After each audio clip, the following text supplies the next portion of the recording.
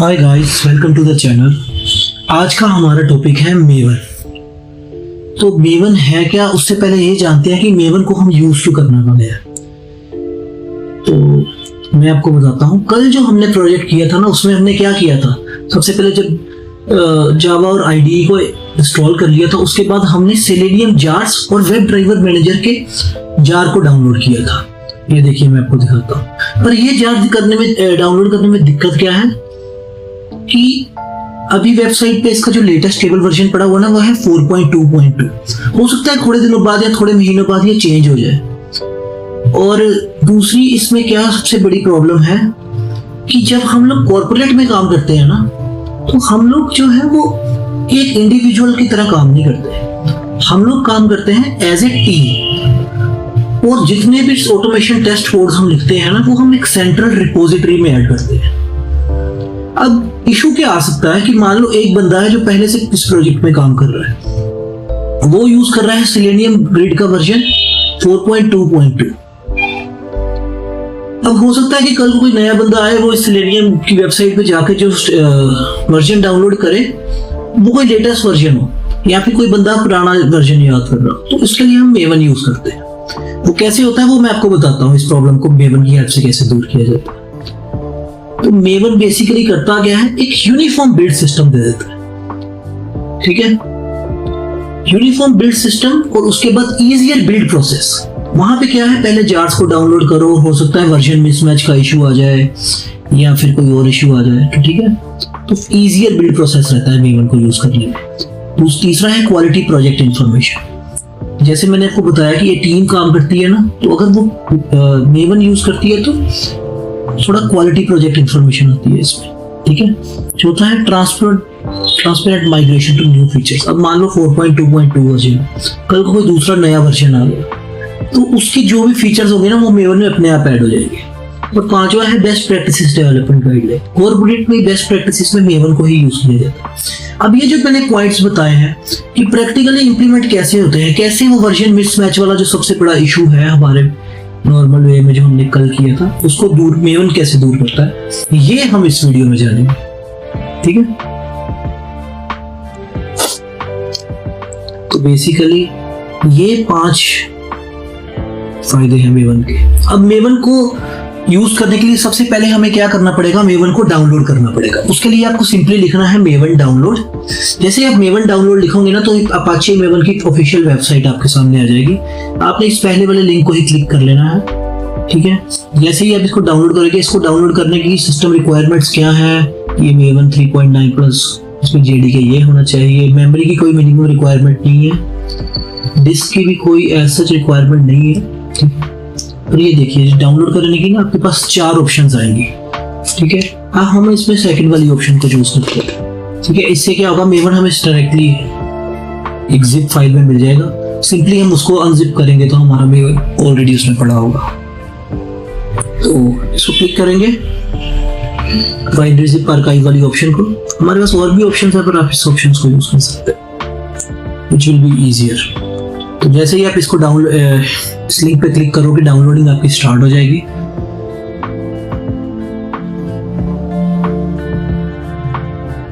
तो मैंने ये ऑलरेडी डाउनलोड करके रखा हुआ टाइम सेव करने के लिए। जैसे आप डाउनलोड करोगे ना, तो बेसिकली आपको एक जिप फाइल की वर्जन में ये मेवन की ये वाली मिल जाएगी। ठीक है, ये फाइल मिल जाएगी एक जिप फाइल में। तो मैंने ये डाउनलोड करके ऑलरेडी रखी हुई है। मैं डाउनलोड्स पे जाता हूँ और आपको दिखाता हूँ कहाँ पे है। ये देखिए, सॉरी, मैंने इसको एक्चुअली एक फोल्डर में रखा था। तो दिस इज द फोल्डर।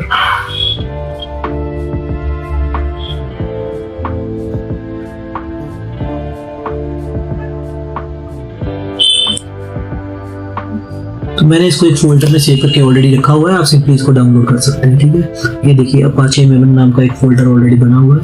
तो मैंने इसको अनजिप कर चुका हूँ ऑलरेडी। आपको डाउनलोड करने के बाद इसको अनजिप करना पड़ेगा। ठीक है, इसका वर्जन अभी का मैंने डाउनलोड किया है वो है 3.9. इस फोल्डर को ओपन करेंगे, उसके बाद अंदर एक बिन नाम का फोल्डर पड़ा होगा जिसके अंदर हमारा मेवन होगा। ये देखिए MVN। This is basically our maven. तो हमने जब जावा डाउनलोड करी थी, याद है हमने पाथ कॉन्फ़िगर किया था जावा के लिए, तो सिमिलरली हम मेवन का पाथ भी वही करेंगे। तो बिन वाले पाथ को हम कॉपी कर लेते हैं और जाते हैं अपने एनवायरनमेंट वेरिएबल्स वाले सेक्शन पे। इस पे क्लिक करेंगे, edit the environment variables. Environment variables पे क्लिक करके, ठीक है, ये वाला पाथ कॉपी करना है जिसके अंदर MVN है, वो है हमारा बिन वाला पाथ। अब आपको मैं दिखाता हूँ, अगर हम नहीं करेंगे तो क्या होगा। अभी मैं अपनी होम डायरेक्टरी पे हूँ, मैंने कमांड चलाई मेवन MVN -- वर्जन, तो मुझे एरर आई MVN is not an recognized command. मतलब मैं मेवन को किसी भी पाथ से यूज नहीं कर सकता, मुझे उसकी होम डायरेक्टरी पे जाने के लिए। इस प्रॉब्लम को दूर करने के लिए ही हम एनवायरनमेंट वेरिएबल्स को सेट करते हैं, जैसे हमने जावा के लिए भी किया था। अगर आपने जावा वाली वीडियो नहीं देखी तो आप जाके वो वाली वीडियो भी देख सकते हैं कि जावा का वो वाला कैसे किया था। सिंपली यही जो बिन वाला पाथ है ना, इसको हम लोग कॉपी कर लेंगे यहाँ से, और एनवायरनमेंट वेरिएबल्स के अंदर जाके जो पाथ फोल्डर होता है ना सिस्टम वेरिएबल्स के अंदर, उसको करेंगे, ठीक है, एडिट। और इसके अंदर जैसे ये देखिए जावा का ऑलरेडी मैंने किया हुआ है पिछली वीडियो में, तो MVN वाला भी न्यू पे क्लिक करके ये वाला को पाथ हम कॉपी पेस्ट कर देंगे। उसके बाद ओके ओके और ओके। अब हमने याद है जब MVN की कमांड चलाई थी उस टाइम वो नहीं चली थी। अब मैं आपको दोबारा उसी पाथ से सेम कमांड चला के दिखाता हूँ टू चेक कि मेरा जो पाथ मैंने कॉन्फ़िगर किया है वो ठीक से हुआ है या नहीं। ठीक है, तो मैं वही सेम कमांड चलाऊंगा, MVN -- वर्जन। अब जब मैं एंटर करूंगा तो मुझे मेवन वर्जन मेरा स्क्रीन पे डिस्प्ले कर देगा। ये देखिए, तो ये इसलिए डिस्प्ले कर रहा है बिकॉज मैंने इस बार इसका पाथ वेरिएबल कॉन्फ़िगर करके रखा हुआ है। तो इस प्रकार आप देख सकते हैं कि मेवन का कमांड मैं कहीं से भी चला पा रहा हूँ। तो इसका मतलब मैं अपने प्रोजेक्ट में भी इसको यूज कर सकता हूँ। तो ये था बेसिकली मेवन को डाउनलोड कैसे करते हैं और उसका पाथ वेरिएबल कैसे कॉन्फ़िगर करते हैं इसके बारे में। ठीक है, अब हम लोग जाते हैं अपने एक्लिप्स पे। एक्लिप्स के अंदर एक खास बात यह है कि इसमें मेवन के प्रोजेक्ट्स की रिपोजिटरी ऑलरेडी प्री इंस्टॉल्ड होती है। तो जब हम एक्लिप्स डाउनलोड करते हैं ना, तो इसमें अंदर ऑलरेडी हमारे पास ऑप्शन होती है मेवन प्रोजेक्ट को क्रिएट करने की। बस हमें अपने मशीन पे मेवन डाउनलोड करना होता है। तो ये देखिए हमारे पास बहुत सारी ऑप्शन आ रही है। पिछले प्रोजेक्ट में हमने क्रिएट ए जावा प्रोजेक्ट किया था, इस बार हम लोग करेंगे क्रिएट ए मेवन प्रोजेक्ट। तो इस पे क्लिक कीजिए। मेवन प्रोजेक्ट जब आप क्लिक करेंगे तो उसके लिए थोड़ा सा प्रोसेस चेंज है जावा प्रोजेक्ट से। इसमें क्या होगा, instead of asking the project name and all, ये आपसे 2-3 एक्स्ट्रा चीजें पूछेगा जो जावा प्रोजेक्ट के टाइम पे नहीं थी। तो जब भी ऑप्शन खुलेगी तो आप इसको simply create a simple project पे ऑप्शन पे क्लिक कर सकते हैं। ठीक है, इसको मैं इनेबल करता हूं और नेक्स्ट पे क्लिक करता हूं। अब मेवन प्रोजेक्ट जब क्रिएट करते हैं ना, उसके लिए 3 चीजें देनी होती है। पहली होती है group ID. Group ID basically आपकी कॉर्पोरेट आईडी होती है, जो आप अपनी कंपनी में आपका एम्प्लॉय आईडी होता है ना, ताकि पता लग जाए कि who created this project and who is the owner. दूसरी होती है आर्टिफैक्ट आईडी। आर्टिफैक्ट आईडी आप कोई भी दे सकते हो, मैं अपने केस में 1 2 3 दे देता हूँ। ठीक है, उसके बाद वर्जन, ये मैं इसको एज इट इज रहने देता हूँ, और इस प्रोजेक्ट का कुछ नेम दे देते हैं। तो हम इसका नाम दे देते हैं MVN डेमो। ठीक है, बस उसके बाद क्लिक फिनिश, तो आपका मेवन प्रोजेक्ट जो है वो क्रिएट हो जाएगा। ये देखिए मेवन प्रोजेक्ट क्रिएट हो चुका है। अब आइए इसका स्ट्रक्चर देखते हैं और देखते हैं कि जो जावा प्रोजेक्ट है उससे इसका स्ट्रक्चर कैसे डिफरेंट है। इसके अंदर सबसे पहले 3 रूट फोल्डर्स होते हैं। पहला होता है सोर्स का, दूसरा टारगेट का, और तीसरा बहुत इंपॉर्टेंट फाइल होती है pom.xml की। उसके बारे में बाद में बात करते हैं, पहले मैं आपको बाकी का स्ट्रक्चर दिखा देता हूँ। तो ये देखिए सोर्स के अंदर है सोर्स मेन जावा, सोर्स मेन रिसोर्सेज, और सोर्स टेस्ट जावा और सोर्स टेस्ट रिसोर्सेज। ठीक है, एक मेन जावा मेन रिसोर्सेज और टेस्ट जावा, और JRE सिस्टम लाइब्रेरी तो होगी बिकॉज हमने जावा को यूज करना है। ठीक है, लास्ट पे एक बड़ी इंपॉर्टेंट फाइल है, वो है pom.xml। अब ये pom.xml जो है यही मेवन का पूरा खेल है। इसके अंदर हम लोग क्या करते हैं, instead of downloading the jars from the official selenium website, हम लोग क्या करते हैं, उस जार की डिपेंडेंसी को डाल देते हैं।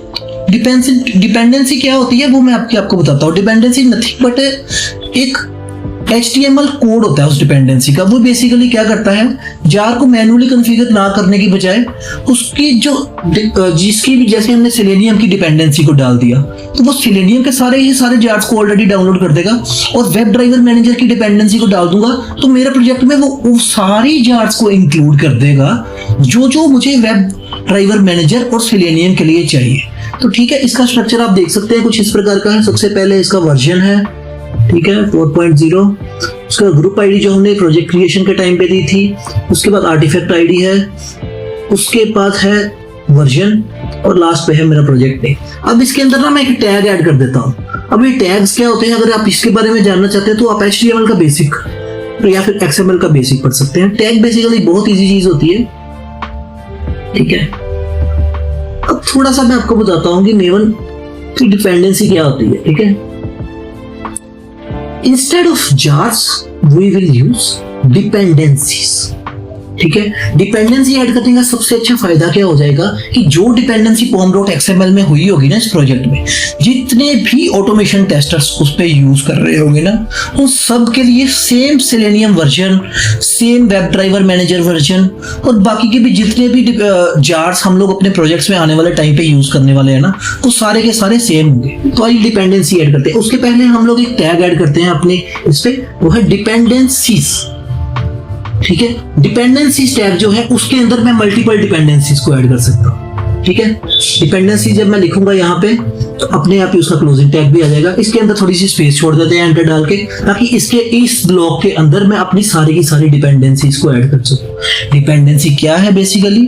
डिपेंडेंसी एक जरिया है जिसकी हेल्प से आप लोग अपने प्रोजेक्ट में यूज होने वाले जार्स, जो कि इस प्रोजेक्ट में अभी तक हमने यूज किए हैं, सेलेनियम जार और वेब ड्राइवर मैनेजर का जार, इंस्टेड ऑफ उसको डाउनलोड और कॉन्फ़िगर, बिल्ड पाथ और वो सब करने के बजाय हम लोग सिंपली उसकी जब डिपेंडेंसी ऐड कर देंगे ना, तो वो सिंपली उसको ऑटोमेटिकली मेरे प्रोजेक्ट में इंक्लूड कर देगा। आइए मैं आपको दिखाता हूँ कैसे। तो सिंपली आपको अपने ब्राउजर पे जाना है और यहाँ पे लिखना है सेलेनियम डिपेंडेंसी फॉर मेवन, ठीक है, कुछ भी लिख सकते हो, सेलेनियम मेवन डिपेंडेंसीज, ठीक है। जब ये आप करोगे ना, उसके बाद आपको मेवन की जो रिपोजिटरी है ना, मेवन की बेसिकली एक रिपोजिटरी वेबसाइट है जिसके अंदर जितनी भी चीजें हैं उन सबकी डिपेंडेंसीज इंक्लूडेड है, ठीक है। तो ये देखिए सेलेनियम जावा मेवन रिपोजिटरी की वेबसाइट है, ऑफिशियल वेबसाइट mevanrepository.com। इसके अंदर मैं जाऊंगा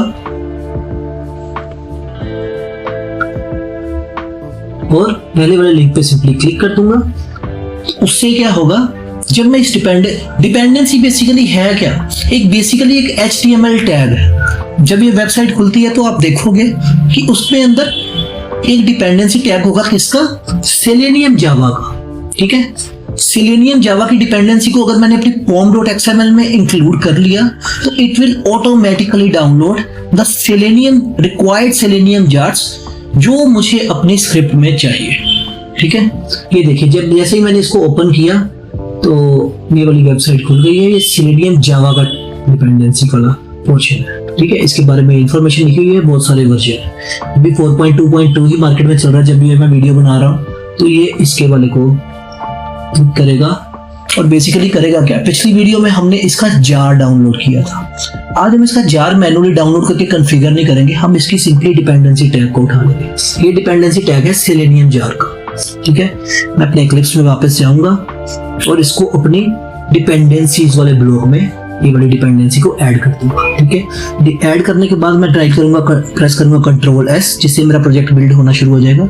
और आप नीचे देखिए मेरा प्रोजेक्ट बिल्ड होना स्टार्ट हो गया है, अभी 28% पे है, तो इसको थोड़ा सा टाइम लगेगा। उसके बाद आपकी ये वाली डिपेंडेंसी ऐड हो जाएगी। और डिपेंडेंसी ऐड होने के बाद क्या होगा, जो जार्स हमने कल अपने प्रोजेक्ट में मैनुअली ऐड करी थी ना, वो मैनुअली ऐड होने के बजाय अपने आप मेरे प्रोजेक्ट में ऐड हो जाएगी, ठीक है। तो इसको थोड़ा सा टाइम लग सकता है। ये देखिए 75% इज कंप्लीटेड। जैसे ही मैं ये डिपेंडेंसी करने के बाद बिल्ड को कंप्लीट कर लूंगा ना, उसके बाद जो मेरा लेफ्ट में आपको प्रोजेक्ट स्ट्रक्चर दिख रहा है ना, इसके अंदर एक और चीज ऐड हो जाएगी, वो होगी मेवन डिपेंडेंसी नाम की। और ये कौन सी मेवन पे डिपेंडेंसी उठाएगा, जिसकी मैं डिपेंडेंसी को pom.xml में ऐड करूंगा। जैसे इस केस में मैंने क्या किया है, सेलेनियम की डिपेंडेंसी को अपने प्रोजेक्ट में ऐड किया है, तो ये सारे की सारी इसको ऐड कर देगा। मेरा प्रोजेक्ट बिल्ड कंप्लीट हो चुका है और अब लेफ्ट साइड पे देखिए कि एक नया पोर्शन मेरे प्रोजेक्ट में ऐड हो चुका है, वो है मेवन डिपेंडेंसीज। तो जैसे ही मैं इसको एक्सपेंड करूंगा, ये देखिए जैसे ही मैंने ये डिपेंडेंसी ऐड की, इसने ऑटोमेटिकली सेलेनियम के रिलेटेड जितनी भी जार्स हैं उसको मेरे प्रोजेक्ट में ऑटोमेटिकली इंक्लूड कर दिया। ठीक है। कल हमने दो तरह की जार डाउनलोड की थी, एक सेलेनियम की, दूसरी वेब ड्राइवर मैनेजर की। सिंपली इस केस में हम क्या करेंगे, वेब ड्राइवर मैनेजर की डिपेंडेंसी को ऐड करेंगे। कैसे ऐड करेंगे, सेम वैसे ही तरीके से जिस तरीके से हमने सेलेनियम की डिपेंडेंसी को ऐड किया। तो हम यहाँ पे लिखेंगे selenium web driver manager dependency, maven dependency, ठीक है। डिपेंडेंसी भी लिख सकते हो, मेवन डिपेंडेंसी, तो वही ऑफिशियल वेबसाइट ऑफ मेवन ये आ जाएगी आपके सामने, और इसको मैं क्लिक करूंगा। यहाँ से मैं क्या करूंगा, सिंपली वेब ड्राइवर मैनेजर की डिपेंडेंसी को उठा लूंगा। ये अलग अलग वर्जन है, मैं लेटेस्ट वर्जन उठा रहा हूं। तो अब ये क्या करेगा, ये मेवन की डिपेंडेंसी वाले वेब ड्राइवर मैनेजर की डिपेंडेंसी वाले टैग पे मुझे ले जाएगा। मैं सिंपली इसको कॉपी करके कहाँ पेस्ट करवाऊंगा, अपने pom.xml में, सेम उसी जगह पे जहां पे मैंने सेलेनियम की डिपेंडेंसी को ऐड किया था। तो सिंपली इसको कॉपी जो मैंने किया है सेम टू सेम पेस्ट कर दूंगा। कहाँ पेस्ट करना है इसको, डिपेंडेंसी टैग में। तो इसको मैं ऐड कर दूंगा, उसके बाद Ctrl+S प्रेस करूंगा, तो ये देखिए नीचे मेरा बिल्ड होना स्टार्ट हो गया है। तो जैसे ये कंप्लीट होगा, अब वेब ड्राइवर मैनेजर के रिलेटेड जितनी भी जार्स हैं वो मेरे प्रोजेक्ट में ऑटोमेटिकली ऐड हो जाएंगी। और मैं फिर दोबारा रिपीट करता हूँ कि इसका बेनिफिट क्या है कि एक तो हमें मैन्युअली जार्स को कॉन्फ़िगर करना नहीं पड़ेगा, और दूसरा जितने भी यूजर्स जो कि इस प्रोजेक्ट पे काम कर रहे होंगे उन सब के लिए जो एक्सटर्नल जार्स हम लोग इंक्लूड करेंगे ना, उसका वर्जन यूनिफॉर्म रहेगा। अब आपको समझ आ गया होगा कि जो स्टार्टिंग में मैंने इसके बेनिफिट्स बताए थे उसका क्या मतलब है, ठीक है। तो ये देखिए इस वेब ड्राइवर मैनेजर के रिलेटेड भी सारी की सारी जार्स मेरे प्रोजेक्ट में ऐड हो चुकी हैं। सिर्फ मैंने क्या किया है, डिपेंडेंसी टैग को ऐड किया है। कहाँ ऐड किया है, अपने pom.xml में, ठीक है। तो अब मेरे पे ये ऐड हो चुका है। अब सिंपली मैं क्या करता हूँ, जो सेम टेस्ट केस मैंने कल एग्जीक्यूट किया था ना, सेम टू सेम वही उसको ही एग्जीक्यूट करने की कोशिश करता हूँ, पर this time I will do it in maven project. तो मैं न्यू पे जाऊंगा, एक क्लास क्रिएट करूंगा। क्लास का नाम आप कुछ भी रख सकते हो, बट कुछ मीनिंगफुल नाम रखना चाहिए जिससे थोड़ी रीडेबिलिटी हो जाए। तो मैं सिंपली इसका नाम रख देता हूँ, तो फेसबुक लॉगिन का जो हमने किया था वही वाला सेम, तो OpenFP नाम रख देते हैं, ठीक है। तो पब्लिक स्टडी वॉइड में इनको इंक्लूड कर लो और क्लिक ऑन फिनिश, ठीक है। बस डिफरेंस कल से इतना है कि हमने ड्राइवर ब्राउजर्स और सेलेनियम के जो जार्स हैं उसको मैन्युअली कॉन्फ़िगर नहीं करवाया, उसको हमने pom.xml की डिपेंडेंसीज की मदद से इंक्लूड करवाया, जिससे क्या हो जाएगा, प्रोजेक्ट की यूनिफॉर्मिटी हो जाएगी, ठीक है। तो मैंने ऑलरेडी ये वाला कोड तो कल बनाया ही था, मैं सिंपली वही वाला कोड को कॉपी कर लेता हूँ, जिससे क्या हो जाएगा कि मुझे दोबारा नहीं करना पड़ेगा। अगर आप उस कोड को जानना चाहते हो कि लॉगिन फेसबुक लॉगिन का टेस्ट केस मैंने क्या बनाया था, तो मैं इस वीडियो के एंड पे उसका लिंक शेयर कर दूंगा, आप उस वीडियो पे भी जाके देख सकते हैं कि सिंपली मैंने क्या किया था, ठीक है। तो मैं अपना कल वाला ही कोड उठा लेता हूँ, तो सिंपली वही यूज करके देखते हैं कि उसको मेवन में कैसे रन करवाया था। तो बेसिकली रन करवाने की प्रक्रिया सेम होगी, बस डिफरेंस क्या है, pom.xml में डिपेंडेंसी ऐड की है इंस्टेड ऑफ कॉन्फ़िगरिंग जार्स, और बेनिफिट भी मैंने इसका आपको बता दिया है ऑलरेडी। तो मैं कल वाला सिंपली कोड वाला अपना ओपन कर लेता हूँ, तो उसी को यहाँ पे पेस्ट कर देता हूँ, ठीक है। तो ये कोड बेसिकली क्या करेगा, facebook.com को ओपन करेगा और उसके बाद उसके टेक्स्ट बॉक्स में यूजर नेम, टेक्स्ट बॉक्स में यूजर नेम को एंटर करवाएगा, पासवर्ड वाले टेक्स्ट बॉक्स में पासवर्ड को एंटर करवाएगा और लॉगिन बटन को क्लिक कर देगा। अगर आप इसको जानना चाहते हो कि ये मैंने कैसे किया था, तो आप पिछली वाली वीडियो को देख सकते हैं, ठीक है। तो ये रहा मेरा कोड, और मैंने सिंपली इसको यहाँ पे पेस्ट करवा लिया है, ठीक है। जो ये एरर आ रही है इसको मैंने बताया था कि इसके ऊपर होवर करो और उसके बाद ये सब चली जाएगी, ठीक है। OpenFP भी जाना और pom.xml में मैंने अपनी डिपेंडेंसीज को रखा है। आइए पहले एरर दूर कर लेते हैं। इसके ऊपर माउस होवर करोगे तो आपको जो पैकेज इसको इस पर्टिकुलर सेलेनियम कमांड को चाहिए, तो वो इसको अपने आप इंक्लूड कर देगा उसमें, जैसे हमने अपने पिछले प्रोजेक्ट में भी किया था। बेसिकली कोड में कोई चेंज नहीं है, बस आपको इस कोड को रन करवाने का मैंने दूसरा तरीका बताया। इसको भी कर लेते हैं इंपोर्ट, क्रोम ड्राइवर पे भी होल्ड करके इसको भी कर लेते हैं अपने प्रोजेक्ट में इंपोर्ट, ठीक है।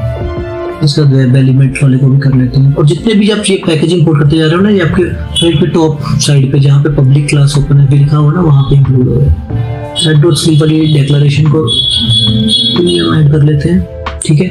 अब हमारा टेस्ट केस रेडी है, तो हम इसको सिंपली रन करते हैं। और जो इसको रन करने के लिए जार्स चाहिए वो डिपेंडेंसीज की मदद से मैं ऑलरेडी इसको ऑटोमेटिकली इंक्लूड कर चुका हूँ। ठीक है, तो इसको सिंपली एग्जीक्यूट करते हैं और ये वही सेम एग्जीक्यूशन है जो हमने कल के प्रोग्राम में भी करी थी। ठीक है, तो आइए इसकी एग्जीक्यूशन को हम देखते हैं। मैंने थोड़ा सा अगेन इस पे थ्रेड डॉट स्लीप रखा है ताकि आप इसकी एग्जीक्यूशन को आराम से देख सकें।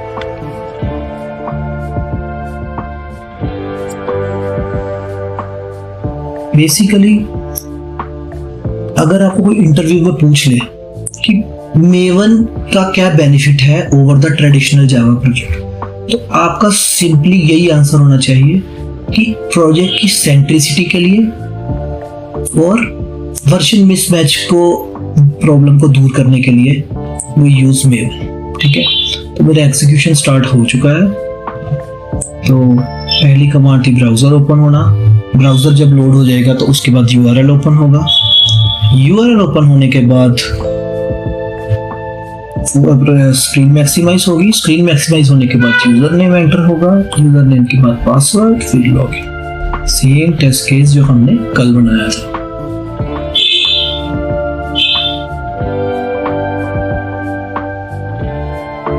तो ब्राउजर लोड हो रहा है। अब नेक्स्ट स्टेप इसका यही है कि इसके अंदर यूआरएल लोड होगा। ठीक है, अगर आप यूआरएल लोड होने वाली एलिमेंट्स फाइंड करने वाली वो वीडियो अभी तक नहीं देखी है तो मैं आपको यही रेकमेंड करूंगा कि पहले वो वीडियो देख लो, उसके बाद यहाँ पे आना। ठीक है, तभी आपको समझ आएगा कि ये जो कोड अभी रन कर रहा है मेरी स्क्रीन पे ये कैसे रन कर रहा है। ठीक है, और अगर आपने ऑलरेडी देखा होगा तो आपको ये कोड पता होगा, हमने कल की वीडियो में इसको कवर किया था।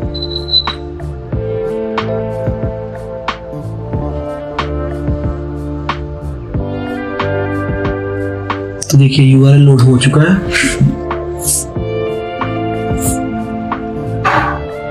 यूआरएल लोड होने के बाद सेकंड कमांड क्या है, विंडो को मैक्सिमाइज करने की।